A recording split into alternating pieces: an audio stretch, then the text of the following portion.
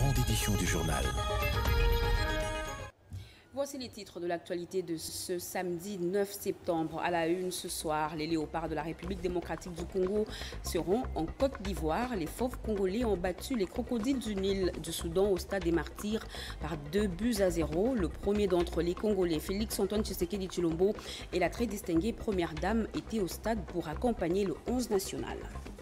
Les prétendants au Palais de la Nation commencent à afficher leurs ambitions. Le bureau de réception et de traitement des candidatures a reçu déjà ce matin les dossiers d'Augustin Matata Ponyo et Constant Moutamba.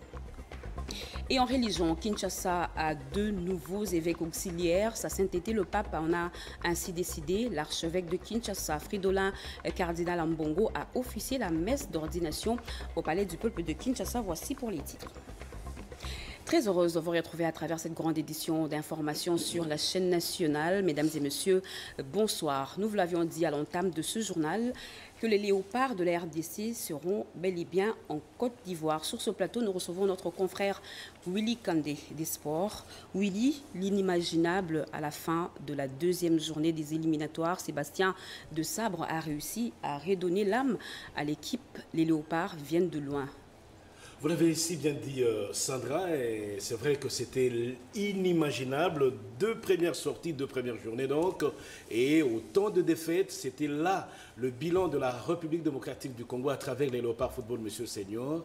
Et personne ne pouvait s'imaginer qu'au soir de la 6e et dernière journée des éliminatoires, les Léopards pouvaient espérer ou pouvaient se retrouver en phase finale. Mais cela est arrivé après un bon bout moment que la FECOFA ait mis de côté, ou le gouvernement congolais ait mis de côté l'ancien sélectionneur qui était là, Cooper, et finalement, celui qui arrive, Sébastien Desabre, et l'ensemble de tous ses collaborateurs ont pu mettre en place un mécanisme qui a permis d'abord à resélectionner certains joueurs et faire venir les autres et travailler surtout leur mental, comme ce fut le cas pour ce soir, samedi 9 septembre 2023, travailler le mental des athlètes de telle sorte que finalement on puisse obtenir un très bon résultat. Le très bon résultat, il est arrivé déjà à la 3e, 4e, 5e et finalement la 6e et dernière journée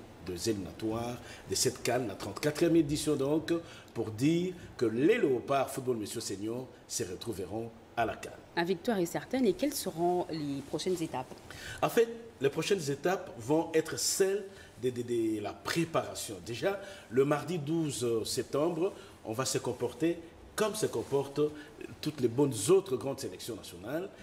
2, 3, 4 jours après un match officiel ou d'une compétition quelconque, ils vont se retrouver en match amical. Et cela sera fait face non pas à un moindre adversaire, il faut dire, c'est l'Afrique du Sud. Ce n'est pas chaque fois que l'on retrouve une telle organisation, telle qu'on le sent aujourd'hui, avec le nouveau staff technique et l'ensemble du CONOR, autrement de la FECOFA. Vous l'avez si bien dit, le tout premier sportif de la RDC, accompagné de la très distinguée première dame, ont finalement mis aussi du paquet pour que le gouvernement ne manque quoi mettre dans la gibecière de ces joueurs pour que les résultats arrivent. Nous sommes encore avec vous. Sachez que la radio-télévision nationale congolaise tient à préciser à l'intention de l'opinion que le désagrément constaté lors du match de ce soir entre la République démocratique du Congo et le Soudan ne sont nullement portés à sa charge. La production de ces images de ce match était assurée par Chris Productions, une agence désignée par la CAF et qui habituellement travaille avec elle